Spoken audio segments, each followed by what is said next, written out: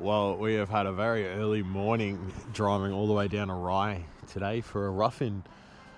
Beautiful single-story house. So we've got just me and the apprentice today, no subby, and we're going to try and smash this out in 2 days, which is a big ask because we've also got the undergrounds to do, which is a, 60-meter run, something like that.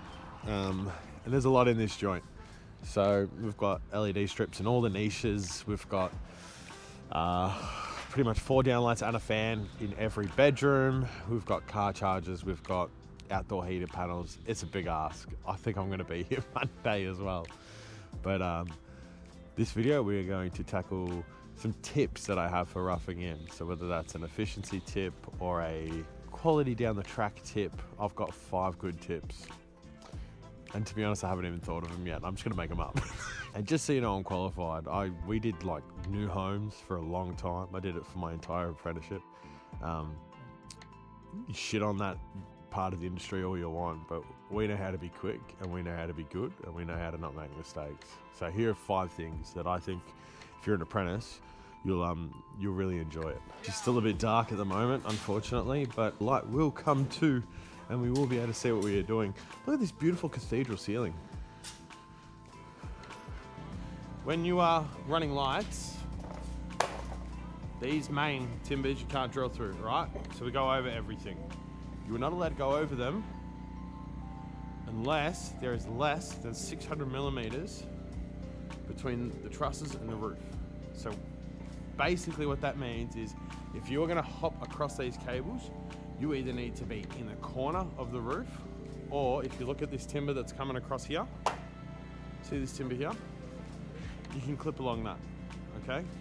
The idea is that if someone's in a roof, you can't stand on the cable and stress it and break it and cause injury or damage to yourself, all right? So, here's your switch. You've got 4 downlights marked on the ground, and you've got a fan marked on the ground. The fan doesn't have a light on it, right? So it's just a single cable, one cable from the switch up to the fan. So if it were me, I'd be clipping along this truss, right? Drill down this top plate, drill across here, drill down. When you get to here, you're gonna leave 1/2 meter and you're gonna write fan, right? Now for the downlights, the trick I have for you is to work backwards. So don't start here and start feeding through and then you get to there and you're trying to pull heaps of cable. No. Start at this downlight, or better yet, start in this corner, throw your cable along your timbers like this, pull a bunch of slack. You're gonna come over here, poke your cable down the wall, run it to the switch, and then work backwards. So label it, clip it onto the side, get up to here, start clipping. Oh, your first downlight, you're gonna leave about 800 mil, right? So 800 mil of length, nice big loop, and then you're gonna continue to clip. Get to your second downlight. So do you see what's happening now? You're working backwards, right? And then you're gonna clip to the corner, tuck in the corner, come across, make sure you're in the right bay, clip out, 800 mil length, clip out, 800 mil, and that's the end. Cut it. Relatively straightforward. So work backwards. You'll understand once you do it a couple of times that you'll go, oh, if I run it from here and I'm trying to run it, it keeps getting caught. You'll work out that if I start there and I hop over these timbers and then I run back, it works perfectly. But if I start there and I run back, then I gotta measure all this slack in my hands to throw over all the timbers. So throw over all your timbers early, right? And then get to where you need to go and clip and tidy backwards as you go. Make sense? Make sense, everyone? No judgment here, mate. A little bit of judgment here.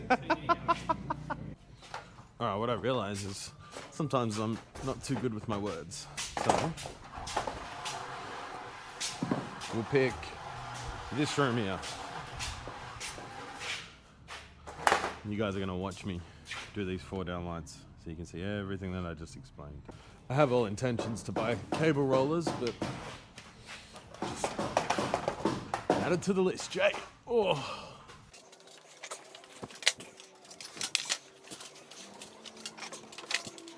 All right, round to our last point.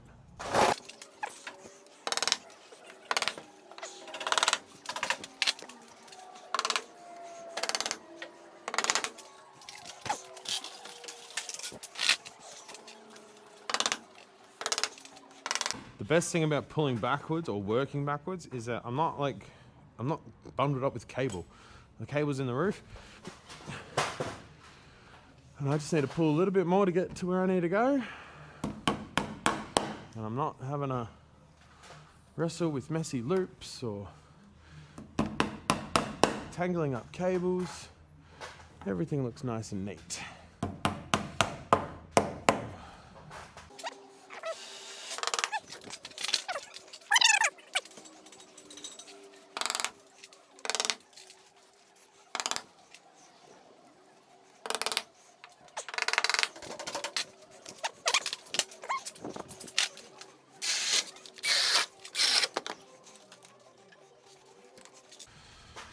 One cheeky clip in here just to make it look professional for the gram. Look at that, I know what I'm doing. All right, let's have a quick breakdown of this light circuit that I've just run so you can see it. So you saw how I worked backwards. I ran the cable all the way across, all the way around, and I finished here. So I start working here. Now the benefit is the cable's in the roof. I'm not manhandling myself. So clipping to the corner, and it's all nice and flat. It comes down. I like my loops longer. Some people like go, oh, it's a waste of money. But my argument is I will save that money by not standing on ladders and going up and down ladders at fit off stage. And this is easier to find at cutout stage as well. So, and I believe that wins out. Nice and straight and flat. Then we come under to here. I've got to clip this still. And then across to my last loop. Jump across through the timbers, and then this will go to the switch here. So, to finish off a switch. You got a text on you, mate?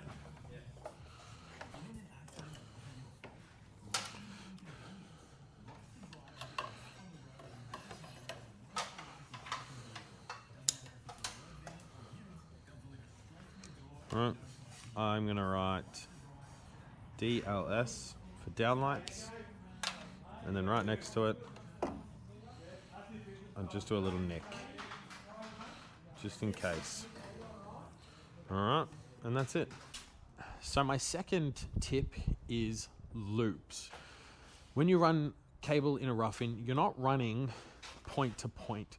You want to be running as many points at one time, and so the best way I can explain this is with the power circuit. So let me show you some plans and explain this a bit further. Fuck, the wind showed up. All right, so this here is the house, and you can see on these powers I've got like number 2s and a number 1 and a number 4 over here and a number 3 here. These are my power circuits. So basically from the internal switchboard, which is here, we want to run a circuit that picks up these power points. So the easiest circuit to explain is number 2 here. So from the internal switchboard, I run all the way to this last point here, and then I'm pulling loops back to these and here. And then from this point here, I'm going to run a big feed all the way to the last point, and then I'm pulling loops back all the way. So let me show you what this looks like in a practical sense. So this here is my internal switchboard, which I come up here, and you can see I run this long feed. This feed goes to my first point, and then from here, sorry, we're going to say from this point here, I come up, and it's a loop. It's not cut. So what I've done is I've ran from this point all the way around this wall to here. And look, it goes here, and it's a loop. And then it comes back down, and it's a loop. And it comes back down, and it's a loop, and it comes back down, and it's a loop. And in the space of like 5 minutes, I've ran 10 power points.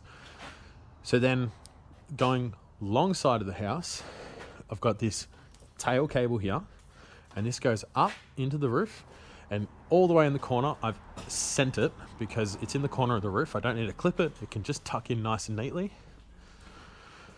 And that goes all the way to here, this last point here.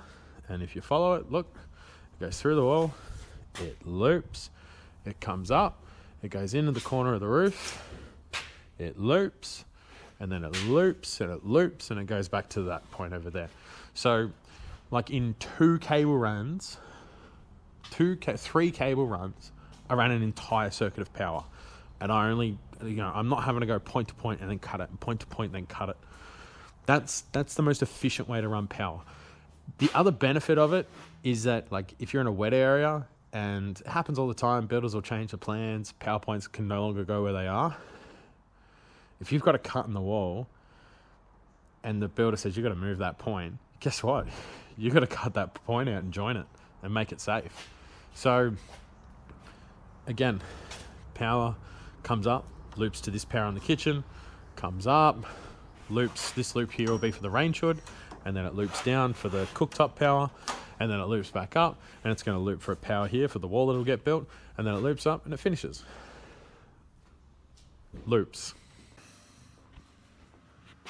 Alright, can we see what's happened to this cable? Let's get a close up on this nice little spiral. So this happens because the drum is flat on the ground, and as I'm feeding it, it's going to wrap. And this is going to look like absolute dog shit when we go to rough it in, right? So, the reason is because it's fallen over. Here's a great way to roll cable if you don't have a cable roller like me, because I'm a tight ass and I haven't bought one yet. If you do 2 feet, it will, well, maybe not this one, but it'll start climbing up your feet, your legs. So 1 foot into the back of your foot, and that's it. Nice and easy. Don't have to be a superhero about it. Nothing to it. Works with the little drums. That's my third tip. It's nice and easy. Do not roll your drums flat on the ground and end up with this crap, because this looks like shit. We are a qualified trade. We are a licensed trade. We are a high quality trade. We do high quality shit. This is not high quality. This looks like shit. Tip number 4 is run more than one cable. So what I'm running here is a feed to the kitchen, a feed to the Zip hot water, and a feed to the oven. So I've got 3 cables. They're all running in the same direction. So if you've got something like this, you might have like an air conditioner that's down in the same area as your back power circuit. Run the feeds. Don't try and run a million things, but if you can run all your feeds at once, hey, run them all at once. I'm running 3 cables in one. That's a 3-for-1 deal, baby.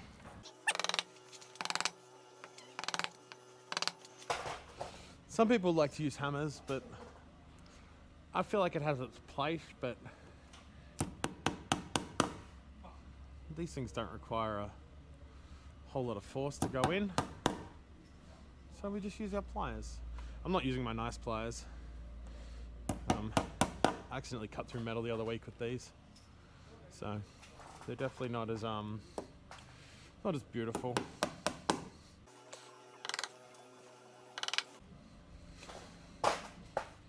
The golden rule for clipping is about a hammer's length apart. However,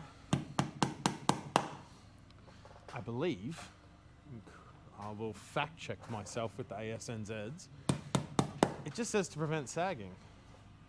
Now, if you're good at what you do and run cable with a good amount of process, you can run it in a way that's sort of, like this. It's nice and tight. It's definitely more than a hammer's length apart. It's probably about 700 or 800, but it's definitely not sagging.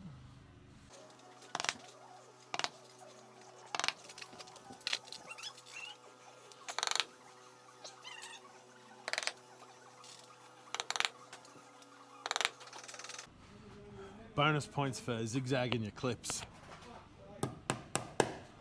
Listen to this bricklayer go for it. I don't know if you can hear him swearing.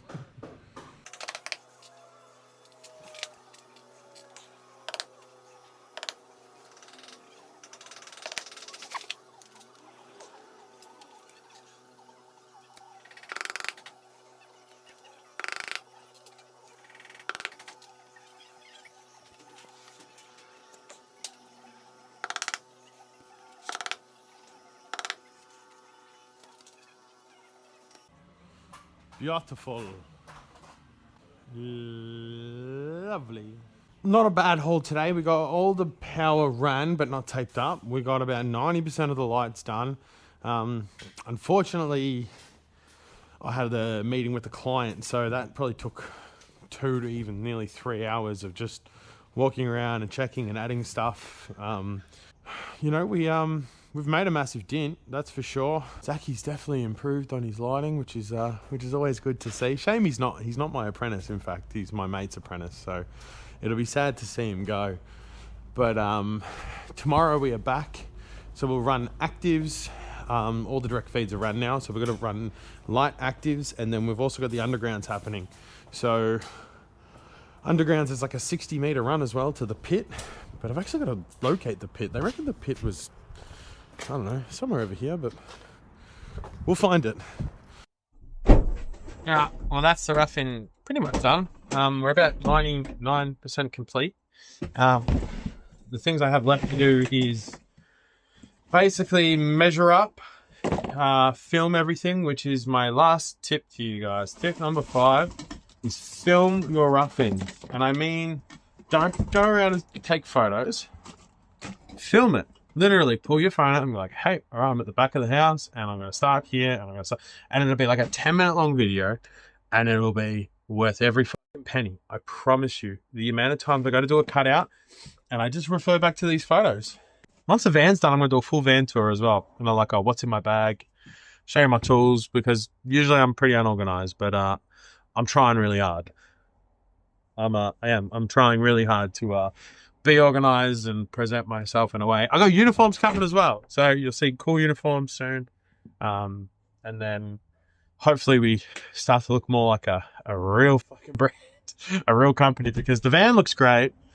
But I need to look great as well. So see you in the next one.